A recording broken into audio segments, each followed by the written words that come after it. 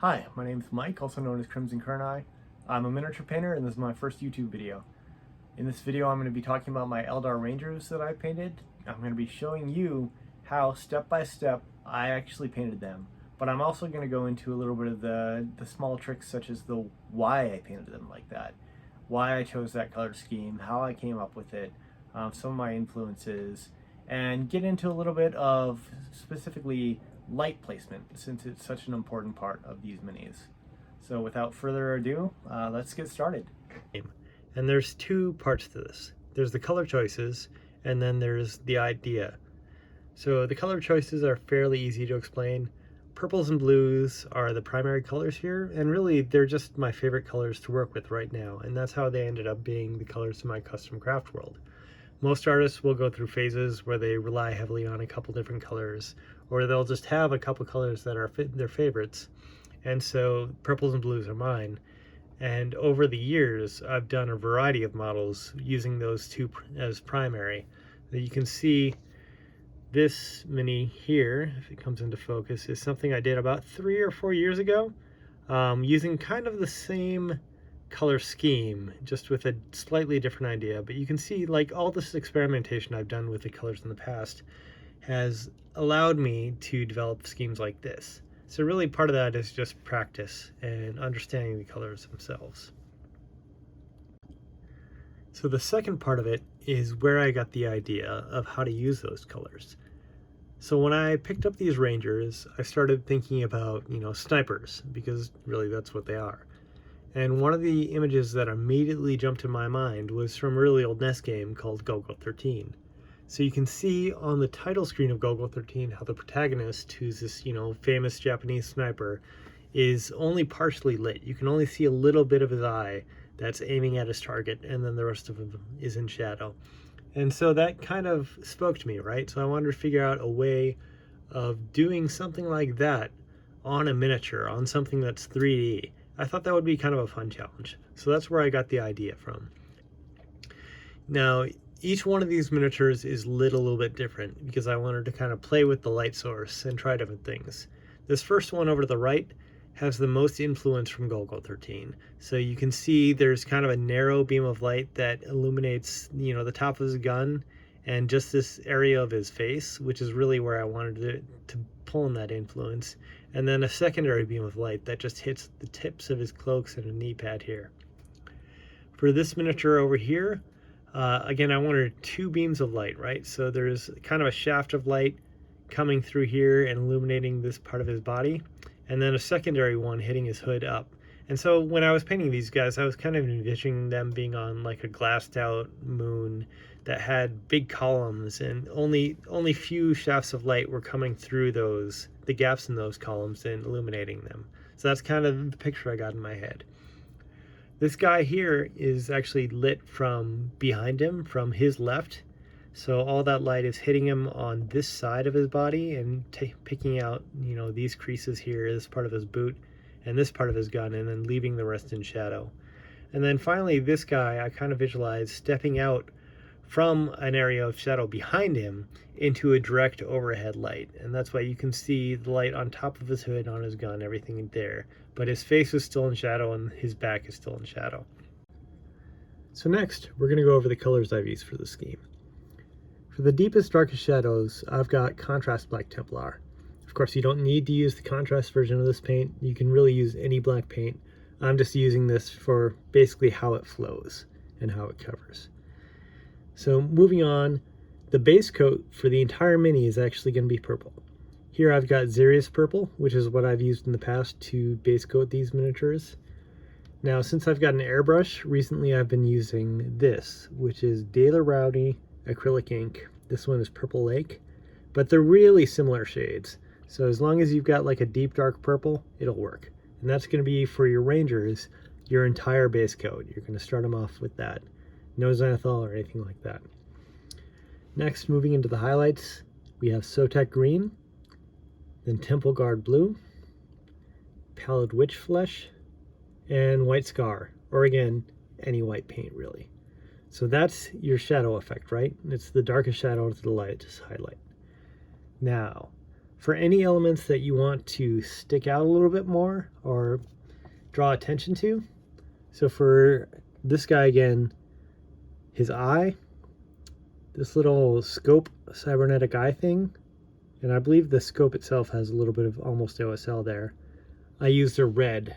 In my case, I believe I used Evil Sun Scarlet, and a tad bit of Flash Gets Yellow. Now that the yellow is going to be mixed into the red to produce more of an orangish flea.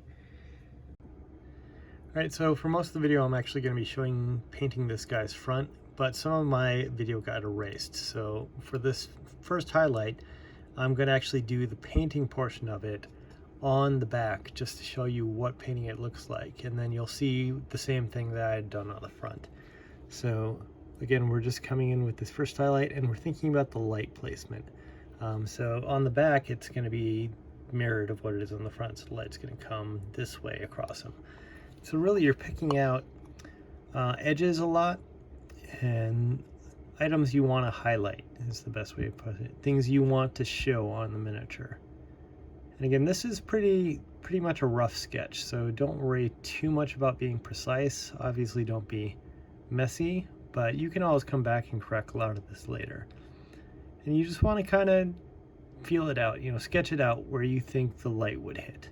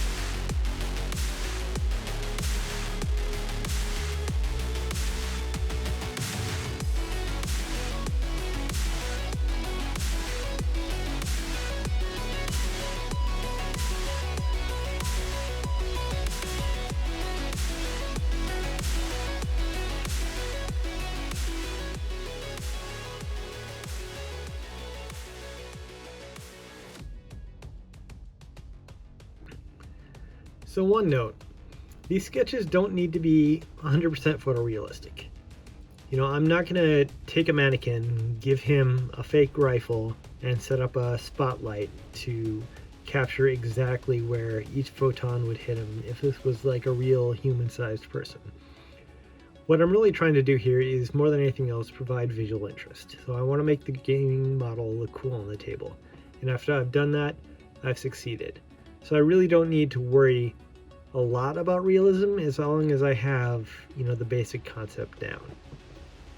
Now, if you struggle with where the highlight should be, period, if you have kind of no idea, where you're going to be highlighting, then a simple trick is to base coat the mini, either in purple for these guys or black if you're doing something else.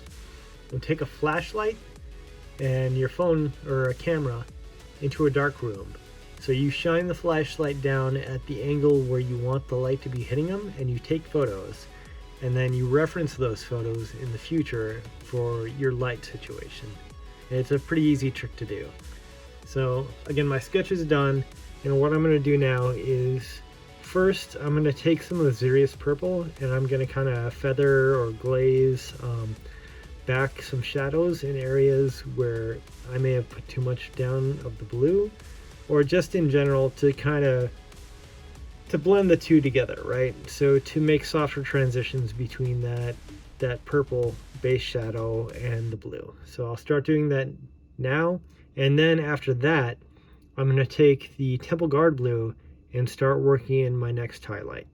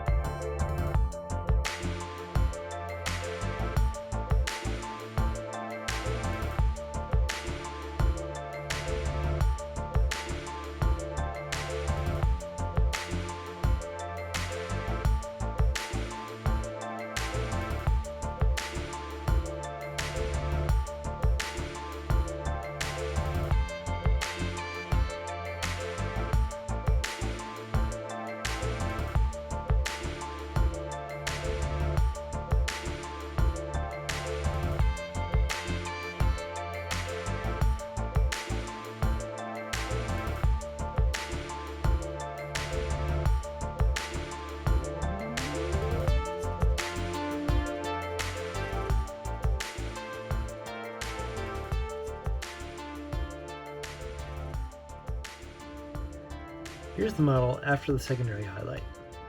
There's some back and forth here, so as I'm laying down the Temple Guard blue, I'll often go back and add a little bit more Sotek green, usually for one of two reasons. Either number one, just to soften the transition between the two, so feathering a little bit of the Sotek green along the transition line to the Temple Guard, or number two, if I feel that I haven't left enough room within that first highlight to transition all the way through the remaining colors up to white, then I will make more of that first highlight. So if I look at that Sotek green and think, okay, within the space that I've painted, I need to go from Sotek green to those following three colors and still have each layer be visually distinct. And if I didn't leave enough room for that, then I'll just add in more Sotek green. So next we're going to move on to the Pallid Witch Flesh. And again, we're just doing the same thing. We're just making that highlighted area smaller and smaller.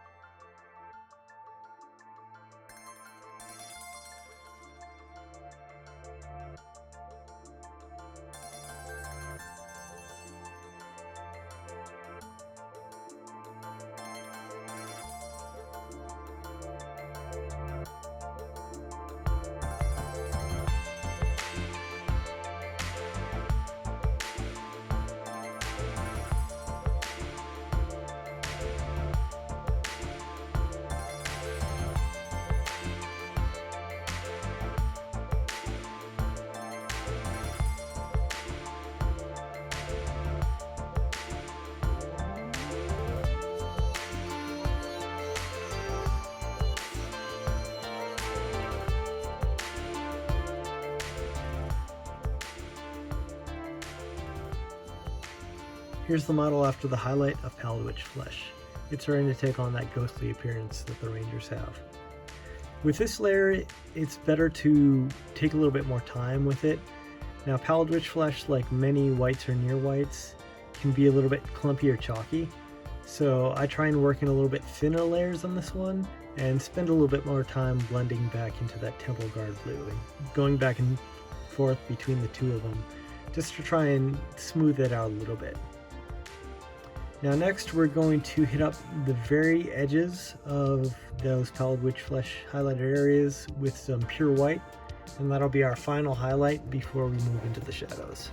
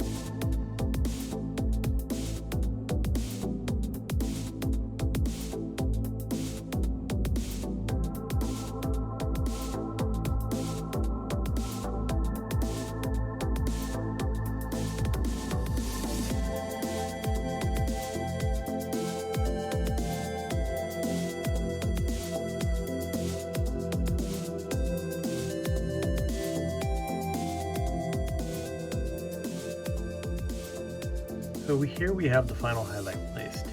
It's a pretty subtle difference between the two colors, and the bright studio lighting doesn't really show it off as well, but there is a slight difference. And now we'll go to the next step, which is going to be adding all the shadows. And that's fairly easy. You just take your black and you work it into places like the deep folds of the cape and then the right side of the figure, in this case, where the light is not. So we're going to take our black, since it's contrast, I'm using it straight out of the pot. We're just going to concentrate on some of the deepest folds of the cloak here and towards the right side.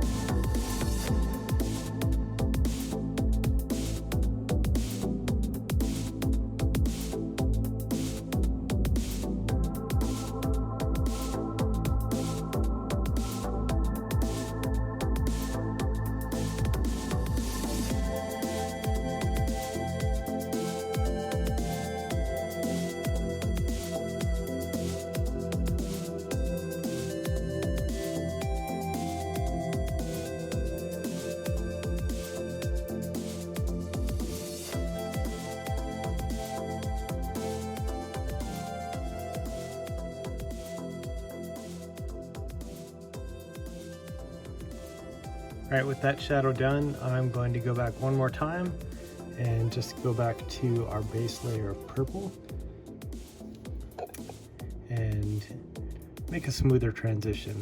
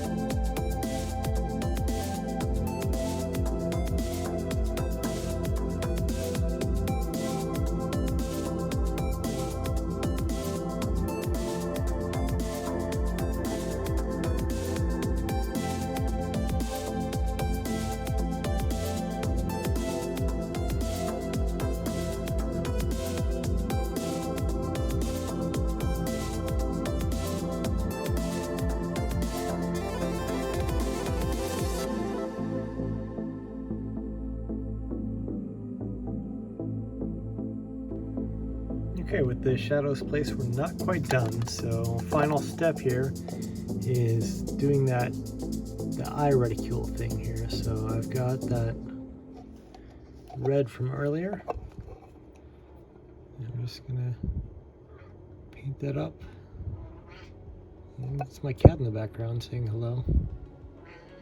Yeah. What am I doing, cat?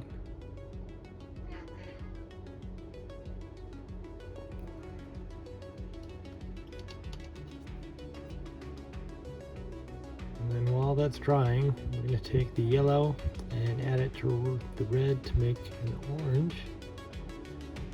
I don't like a lot of the standard mixed oranges because I prefer to kind of mix my own.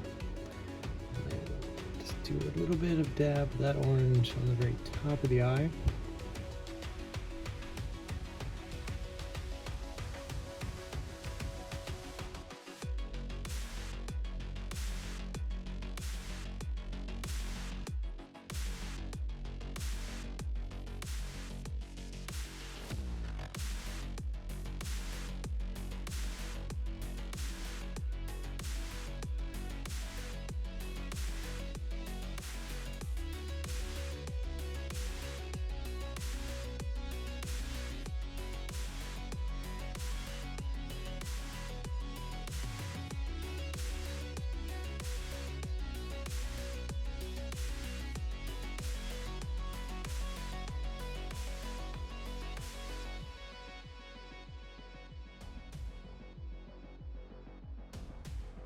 This is pretty much it. This is the way the mini is going to look. Of course, you can customize this depending on how you want to paint it, but this is the basic formula of how I've painted my Rangers. Thanks everyone for watching the video. If you liked it, feel free to like, subscribe if you want to see more. I don't know how often I'll be able to do these videos, so if you want to see more from me, definitely hit the subscribe button so it'll pop up on your feed. And then if you want to ask me anything below in the comments, feel free. I'll try and respond to whatever I can. If you have anything else that I've done that you want to see how I did it, then please let me know as well. I'm going to be doing a video on the Synthwave Marine that I painted a while back. But aside from that, I'd love to do more YouTube videos and kind of share what I've learned with the community. So thanks again, and I hope you have a great day.